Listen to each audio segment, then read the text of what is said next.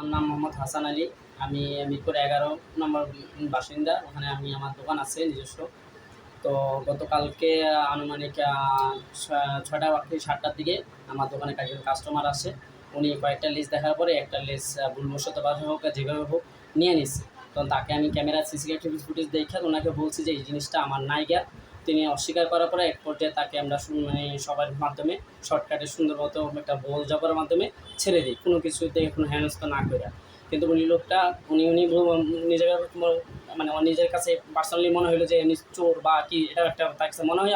সে আমার বলছে আমি দেখে নেব, তুই আমার এটা করছিস, দেখ কিছুক্ষণ পরে দেখাই।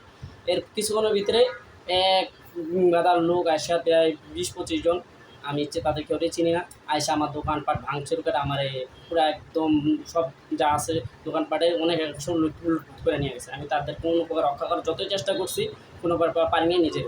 আমার আশেপাশে দোকানদার প্রথম মিলিয়া কিছু লোকরা আটকাইছিল। পরে আমি ত্রিপুল লাইনে ফোন দিয়ে তাদেরকে সহায়তা চাইছি। তো তারা আসছে, আইসা দেখে ভিজিট করলো। ভিজিট করার পরে তারা এই অবস্থায় বললো যে আপনি একটা থানায় অভিযোগ দেন। তো আমি থানায় অভিযোগ দিলাম। তো আমি পরবর্তীতে আর এখন আমি চাই যে এটা সুষ্ঠু একটা বিচার হোক।